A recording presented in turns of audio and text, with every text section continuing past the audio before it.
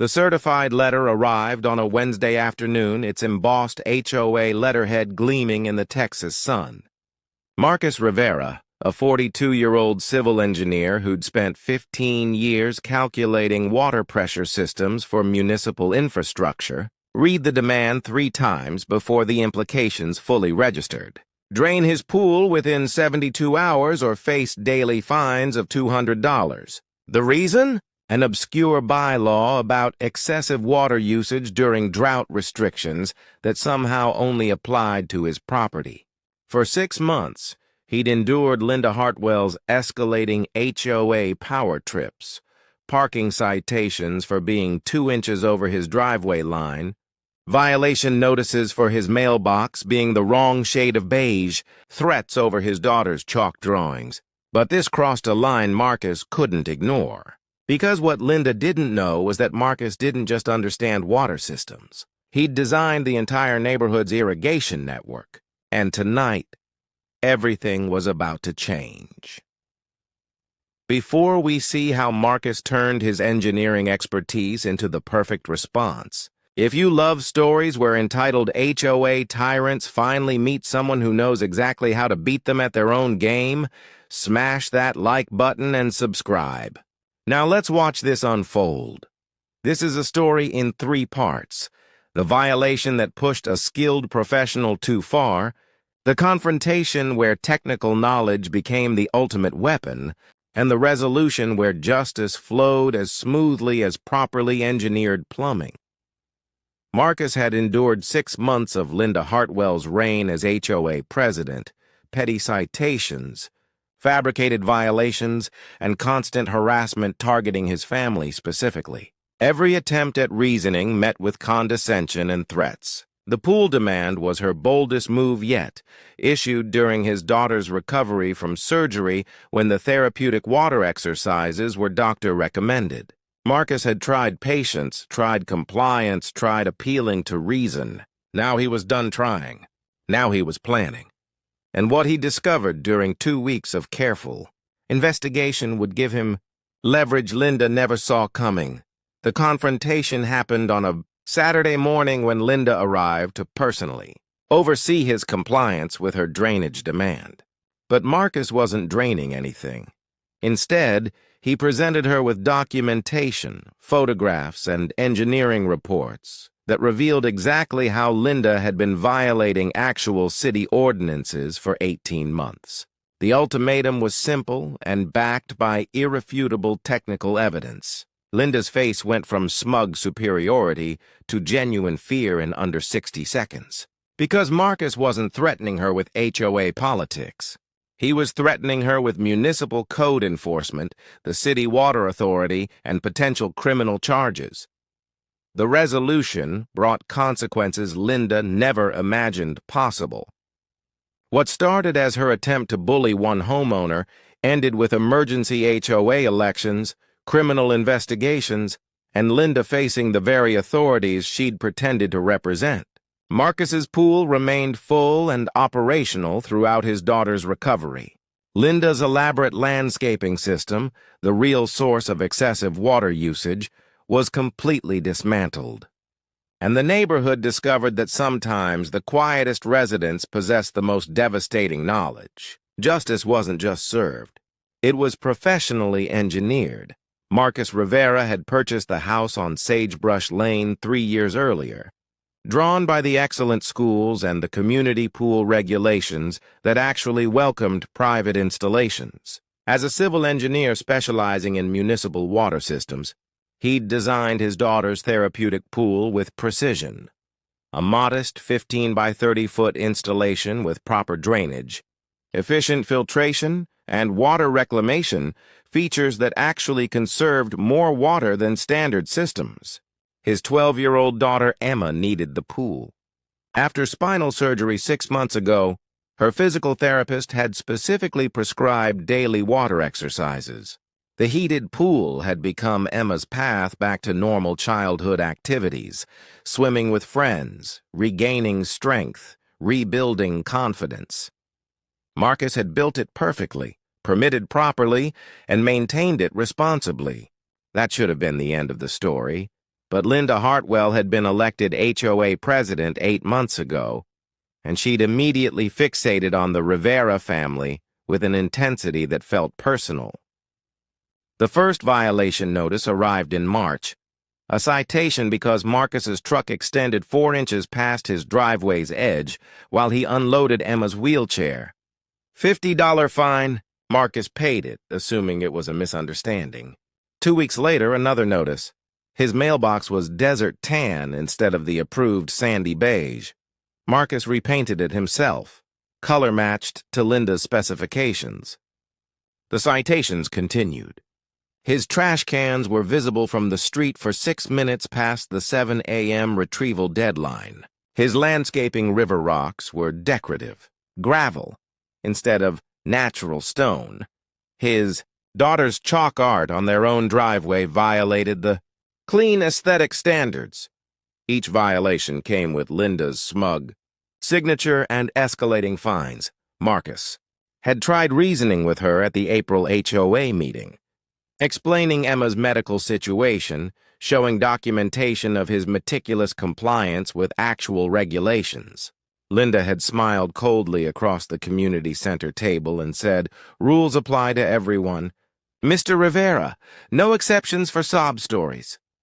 The other board members, Linda's personal friends, nodded in agreement. Marcus left that meeting feeling something shift inside him. This wasn't about rules. This was about power. And Linda Hartwell intended to wield hers without mercy. The pool demand arrived the day after Emma's follow-up surgery, a procedure that had gone well but left her exhausted and in pain. Marcus opened the certified letter while Emma slept upstairs, her body fighting through recovery.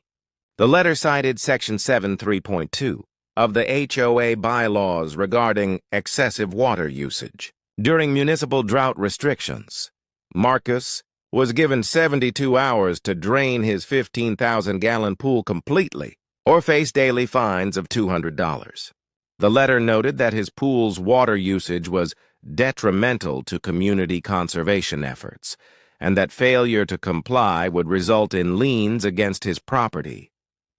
Marcus sat in his kitchen, the letter trembling slightly in his hands, and felt rage rise like water behind a failing dam. He'd reviewed the HOA bylaws when he'd built the pool. There was no such section. He'd checked the municipal drought restrictions when they'd been issued in January. Private pools were exempt as long as they maintained proper covers and didn't refill more than once monthly. His pool had an automated cover and had only been refilled twice in 6 months. Linda had fabricated this violation entirely. She'd manufactured a crisis to force him to destroy the one thing helping his daughter heal. Marcus called the HOA hotline, got Linda's voicemail, and left a carefully professional message explaining the medical necessity of the pool and requesting documentation of the specific bylaw cited. Linda never called back. Instead, 3 days later, a follow-up letter arrived. The 72 hours had passed. Fines would begin immediately. $600 per day now, not $200. Interest compounding. Potential foreclosure proceedings if unpaid beyond 30 days. Marcus drove to Linda's house that evening, Emma safely with his sister, and knocked on her door with forced calm. Linda opened it wearing a silk robe and holding a wine glass, her perfectly maintained lawn stretching behind her with elaborate fountains, a waterfall feature, and automated sprinkler systems running despite the drought restrictions. She smiled when she saw Marcus's face. "Mr. Rivera, I assume you're here about the pool?" Marcus kept his voice level.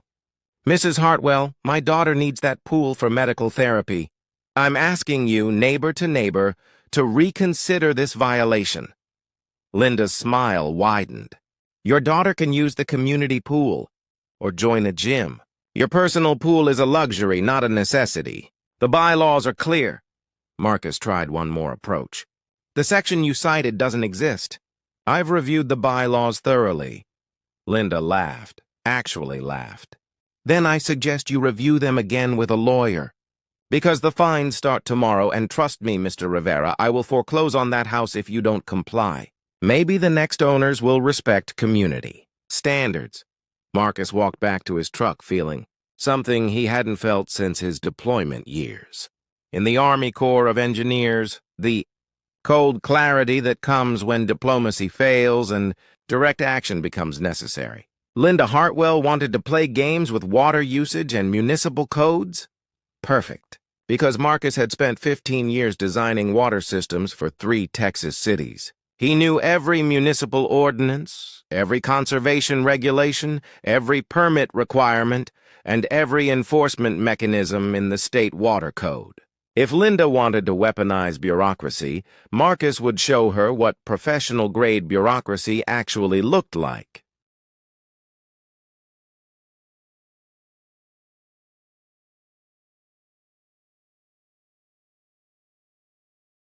He spent the next 2 weeks doing what he did best: research, documentation, and systematic investigation. And what he discovered made him smile for the first time since that first violation notice had arrived. Linda Hartwell's white Mercedes pulled into Marcus's driveway at 8 a.m. on Saturday morning, exactly 72 hours after the fine deadline. She stepped out wearing designer sunglasses and carrying a leather portfolio, clearly expecting to document Marcus's compliance or escalate her threats. 2 other HOA board members flanked her, Janet Morrison and Tom Chen, both looking uncomfortable but loyal to Linda's authority. Marcus was waiting on his front porch, his own portfolio resting on a patio table beside a laptop and a contractor's surveying transit. He wasn't wearing the defeated expression Linda expected. He was smiling. "Mrs. Hartwell," Marcus said calmly, "thank you for coming. I appreciate you making time on a weekend. I have some information to share with you." Linda's smile was poisonous. "The only information I need, Mr. Rivera, is confirmation that you've drained that pool. Have you complied with the HOA directive?" Marcus gestured to his backyard. "The pool is full and operational. Emma had therapy this morning, but I think you'll want to see what I've prepared before you proceed with any fines." He opened his laptop and turned it toward Linda. The screen displayed an aerial photograph from the county assessor's database, clearly showing Linda's property with detailed overlays Marcus had added himself. Red zones marked her irrigation system. Yellow zones marked her decorative water features. Blue zones marked her automatic sprinkler network. "This is your property, Mrs. Hartwell. 12,000 square feet of residence on a half-acre lot. Let me walk you through what I've documented." Marcus clicked to the next image, a detailed engineering schematic. "Your property contains 6 automated irrigation zones running on programmable timers, 3 decorative fountain features with recirculating pumps, 1 artificial waterfall with a 400-gallon reservoir, and a lawn sprinkler system with 23 individual heads. Your monthly water usage, according to municipal billing records, which are public information, averages 42,000 gallons. During drought restrictions, residential irrigation is limited to twice weekly between the hours of 7 p.m. and 7 a.m.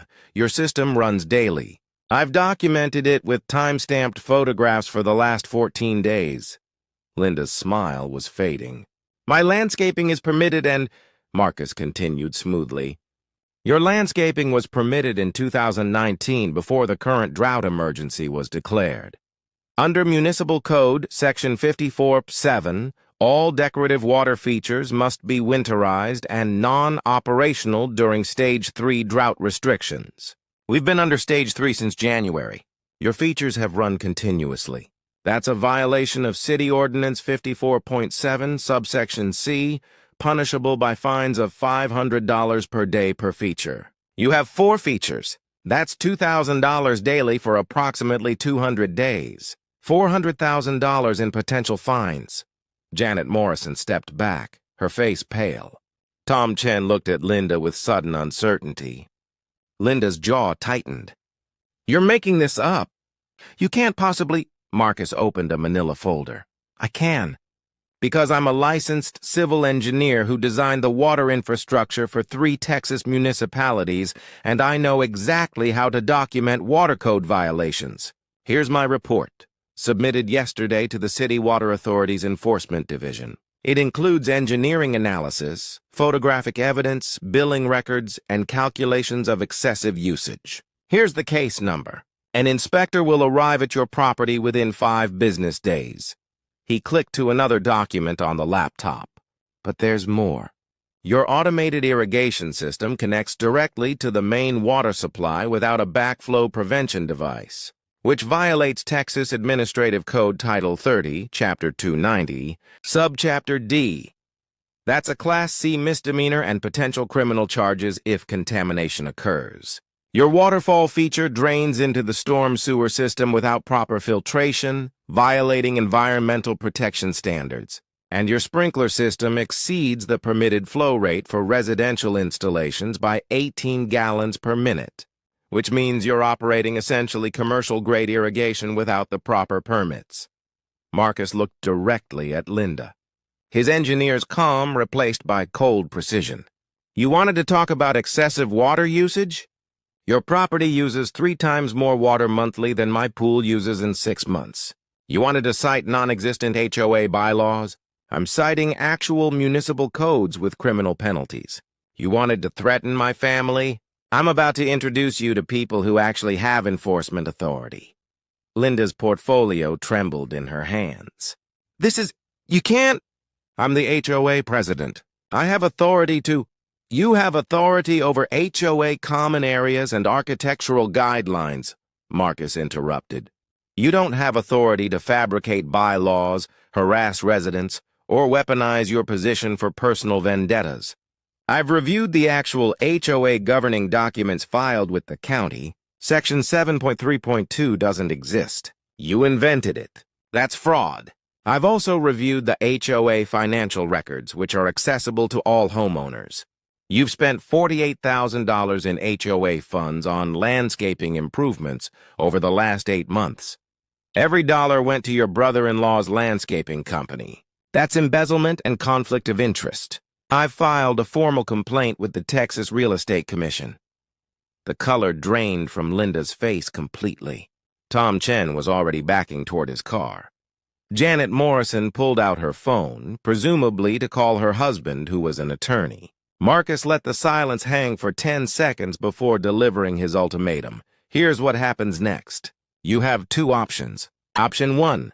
Resign as HOA president immediately.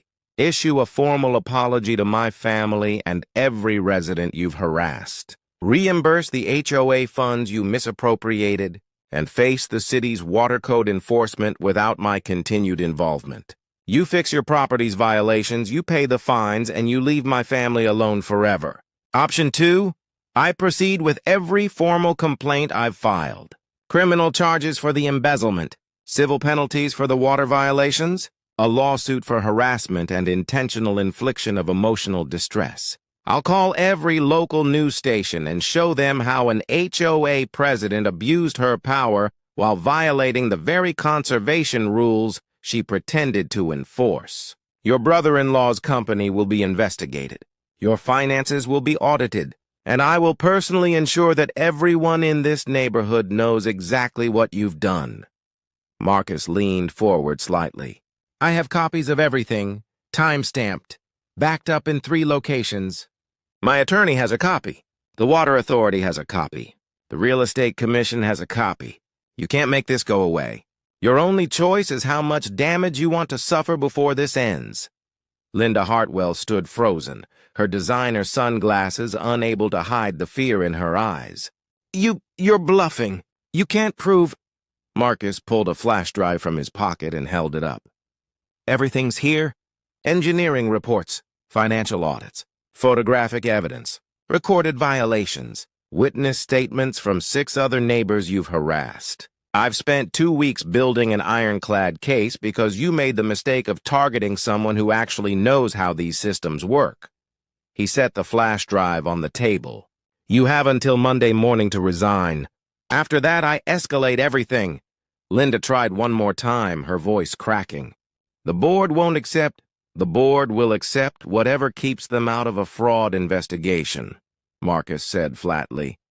Tom's already leaving. Janet's calling her lawyer. You're alone, Mrs. Hartwell. You've always been alone. You just had enough fear and enough meanness to make people comply. But fear only works until someone stops being afraid. He stood up. Now get off my property. And if I see one more violation notice, one more fine, one more piece of harassment directed at my family or anyone else in this neighborhood, I'll skip the negotiations and go straight to the district attorney. Are we clear? Linda Hartwell turned without a word, stumbled to her Mercedes, and drove away with tires squealing slightly on the asphalt. Janet and Tom followed quickly. Marcus watched them disappear down Sagebrush Lane, then smiled and walked to his backyard where Emma was doing her therapy exercises, the pool water sparkling. Monday morning arrived with unexpected speed. At 6:45 a.m., Marcus's doorbell rang. He opened it to find Tom Chen standing nervously on the porch holding an envelope. Mr. Rivera, this is Linda's resignation letter. Effective immediately. The board met emergency session last night. We're accepting it. Janet's taking over as interim president. Tom swallowed hard. And I want to apologize. We should have questioned her methods. We should have protected residents instead of enabling her. I'm sorry. Marcus took the envelope but didn't open it. The other residents she harassed. Are they getting apologies too? Tom nodded vigorously. We're sending letters today, refunding all questionable fines, and we're hiring an outside auditor to review the HOA finances. If there's misappropriation, we'll handle it properly. He hesitated. The city inspector called this morning. He's scheduled to visit Linda's property on Wednesday. Do you plan to? That's between Linda and the city, Marcus said evenly. I filed legitimate complaints about legitimate violations. What happens next is their decision, not mine. Tom nodded gratefully and left quickly. Wednesday afternoon, Marcus was working in his home office when Emma called him to the window. Dad, there's like 6 trucks at Mrs. Hartwell's house. Marcus looked out to see a city water authority vehicle, an environmental compliance van, a plumbing contractor's truck, and what appeared to be a legal representative's sedan all parked in Linda's driveway. Workers were already dismantling her fountain features. The elaborate waterfall system was being drained. Her automatic sprinklers were being capped and removed. Marcus watched for a moment, then returned to his desk. He'd done what was necessary. The rest was just consequences flowing naturally from Linda's own choices. The neighborhood grapevine worked fast. By Friday, everyone knew the story, or versions of it. Linda had resigned in disgrace. The HOA funds investigation had revealed $32,000 in questionable payments to her brother-in-law's company, work that was either never performed or drastically overcharged. Linda had quietly repaid the money to avoid criminal charges, but her brother-in-law's business license was under review. The city had fined her $18,000 for water code violations and required complete remediation of her property's irrigation system at her expense. Her water bill for the repairs and the fines combined exceeded $40,000. Marcus heard through a neighbor that Linda had listed her house for sale. She was moving to Arizona to live with her sister. The for sale sign went up the following Tuesday, and Linda was gone within a month, never speaking to another neighbor again. But the real resolution came 6 weeks later on a Saturday afternoon. The community pool was hosting an end-of-summer party, and Emma had insisted on attending despite her continued at-home therapy. Marcus stood by the grill, flipping burgers while Emma swam with her friends, her movements growing stronger every day. Janet Morrison approached with a nervous smile. Marcus, the board wanted me to thank you, officially. We've received reports from 4 other families about Linda's harassment. You standing up to her, it freed everyone else to speak up. We're rewriting the HOA governing documents with actual transparency and resident protections. Would you be willing to review the water usage sections, given your expertise? Marcus considered it. On one condition, no more fabricated rules, no more personal vendettas. The HOA serves the community, not the other way around. Janet extended her hand. Deal in your pool? It's completely compliant. We've verified it with actual city codes. No more harassment. You have our word. Marcus shook her hand and returned to grilling. Across the pool, he caught Emma's eye. She waved, smiling wider than she had in months, her friends splashing around her. The physical therapy was working. The surgery was healing properly. And the pool that Linda had tried to destroy was making it all possible. 2 months later, Marcus sat on his back patio on a cool October evening, watching the sunset reflect off his perfectly maintained pool. Emma was inside doing homework, completely mobile now, already planning to try out for the swim team in spring. The house was peaceful. The HOA had transformed under Janet's calmer leadership. The neighborhood felt like an actual community again, and Linda Hartwell was 1,700 miles away, probably terrorizing some new set of neighbors who didn't happen to be civil engineers with expertise in municipal water systems. Marcus had learned something important through all of this. Sometimes justice doesn't arrive through formal channels or official complaints. Sometimes it arrives because someone finally refuses to be bullied, someone who possesses the exact skills needed to dismantle a bully's weapons and turn them back around. Linda had wielded bureaucracy and false authority like weapons, never imagining that Marcus understood those systems better than she ever would. She'd attacked his family assuming he was helpless. She'd been catastrophically wrong. The pool filter hummed quietly beside him, perfectly engineered, professionally maintained, completely legal. Marcus raised his glass of iced tea toward the water and smiled. Because justice, whether served through HOA resignations or municipal code enforcement, was equally satisfying. And as the Texas sunset painted the sky orange and gold, Marcus Rivera sat in peace, knowing that sometimes the quietest people carry the sharpest knowledge. Linda Hartwell had learned that lesson the hard way, and every resident of Sagebrush Lane was better off for it. Across the country in Portland, Oregon, retired patent attorney Diane Yoshida was tending her rooftop garden when her condo board president demanded she remove her unsightly vegetables and replace them with decorative flowers. Diane smiled politely and pulled out the building's original 1987 architectural plans she'd personally researched at the county archives, showing that rooftop gardens were explicitly protected in the property deed as perpetual resident rights. "Please," Diane said quietly, her decades of courtroom experience showing in her tone. "Keep making demands. I'd love to explain property law to someone who clearly doesn't understand it." The president's smile faltered. "And perhaps we should discuss why the condo fees increased 40% while the reserve fund decreased?" "I've been reviewing the books." The president went pale and backed toward the elevator. "But that's a story for another time."